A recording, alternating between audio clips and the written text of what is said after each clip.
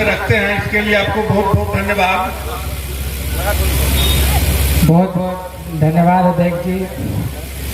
हम लोग के नेता औरंगाबाद के सांसद आदरणीय श्री अभय कुशवाहा जी, हमारे बड़े बहन रोमा भारती जी, उर्मिला सिन्हा जी, नागेंद्र कुमार जी, अहमद राजा जी, राम आश्रय यादव जी, लल्टून पासवान जी, ललन भैया जी, जाकिर हुसैन साहब जी, अमरजीत सिंह जी, शत्रुघ्न यादव जी, आप सभी मंचासीन गणों को मैं धन्यवाद देता हूं कि मैं अति पिछड़ा का बेटा एक गरीब परिवार से आने वाले आप लोग के बीच आज मंच पर बोल रहा हूं।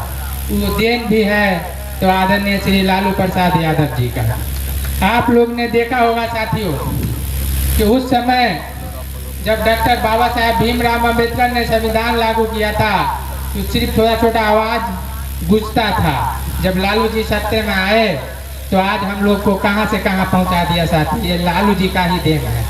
क्योंकि अगर लालू जी हम लोग को नहीं अगर आगे बढ़ाते तो आज एक अति पिछड़ा गरीब का बेटा आपके पास मंच पर आके आपके साथ भाषण नहीं देता होता। मेरे साथियों, आज हम लोग को सोचना पड़ेगा कि अब हम लोग कहाँ चले आए और इस चीज को हम लोग भूल रहे हैं कि आदरणीय श्री लालू प्रसाद यादव जी हम लोग के लिए क्या दिया। आज लालू जी नहीं होते तो आज हम कुर्सी पर नहीं बैठते, आप कुर्सी पर नहीं बैठते, आप कहीं खटते मरते होते, लूटने वाला लूटता होता। यह देन है लालू प्रसाद यादव जी का।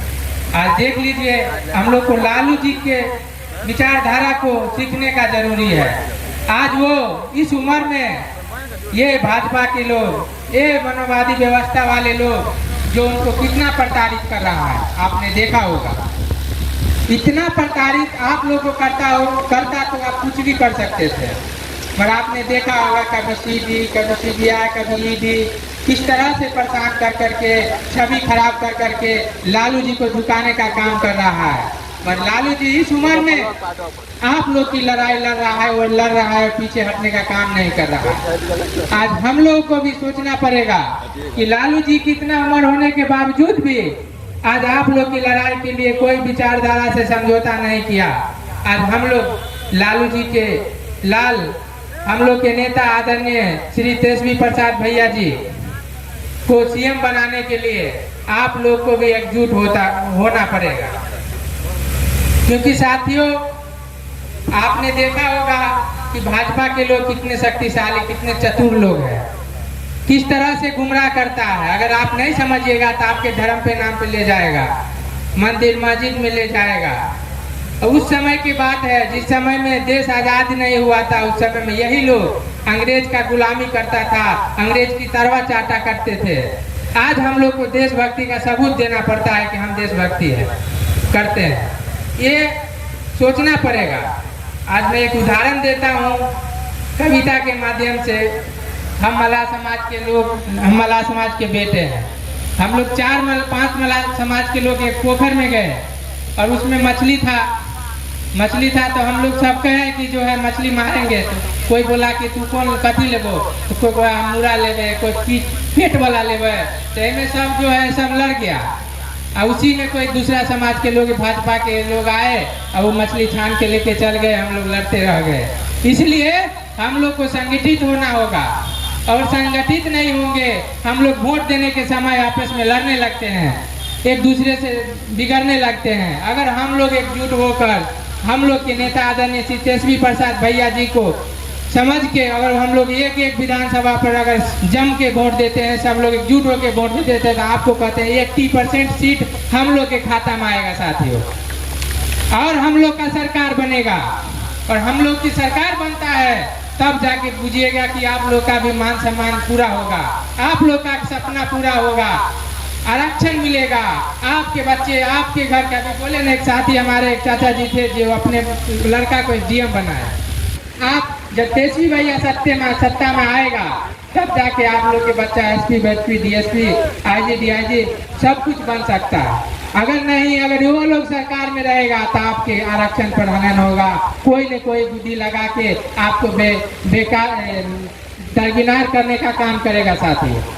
क्योंकि आपने देखा हम लोग के नेता 15 महीना सरकार में रहे, आदरणीय श्री तेजस्वी प्रसाद भैया जी, तो नौकरी का भरमार हो गया। आज हर पंचायत में आप बनिया से खोजिएगा तो 10 परिवार को नौकरी मिला है कि नहीं मिला है? 10 परिवार लोग को नौकरी मिला है। अगर 10 घर में अगर वो 17 महीना में रोजगार ला सकते हैं तो आप उसको 5 साल दीजिएगा तो क्या कर सकते हैं ये बताइए। इसलिए हम सब आदमी को एकजुट होना होगा और हम लोग भेदभाव से दूर होकर पहले सरकार बनाएंगे, पहले अपना नेता बनाएंगे, फिर उससे अपना अधिकार लेंगे साथियों।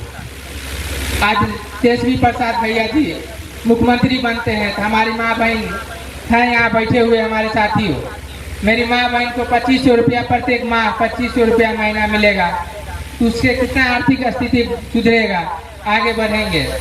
और जो वृद्धा पेंशन वाले लोग हैं जो 400 रुपया लेते हैं उसको 1500 रुपया मिलेगा, भूमिहीनों को भूमि मिलेगा, गरीब लोग आर्थिक स्थिति में मदद मिलेगा, तो बिहार आगे बढ़ेगा कि नहीं बढ़ेगा?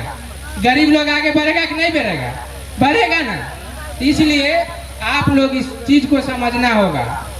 इस चीज को आज नहीं हम लोग समझेंगे तो आज हम उदाहरण दे रहे हैं, हम जिस जगह पे रहते हैं वहाँ पे एक समय था कि जो हम लोग हमारे पूर्वज जो है उस मनोवादी की व्यवस्था वाले लोगों के पीछे पीछे वो जो कहता था वो करना पड़ता था। आज यही लालू जी का समय है, उनका बेटा शान से, उनका जो बच्चा शान से जीता है और उन लोगों को सोचने पे मजबूर कर दिया। इसलिए मैं आपसे रिक्वेस्ट करना चाहता हूँ कि सभी लोग एकजुट होइए और एकजुट होके भेदभाव को भूलकर कोई आए कुछ समझाए, समझना नहीं है। इस बार आदरणीय श्री तेजस्वी प्रसाद भैया जी को सीएम बनाने के लिए जोर लगा दीजिए, चौक चौराहा पर जाइए, उसको जो है बोलिए, कहिए, समझाइए और आगे बढ़ाने का काम कीजिए। आपका सरकार होगा तो आप लोग संगठित रहिएगा, तो लड़के अपना हक अधिकार लीजिएगा सर।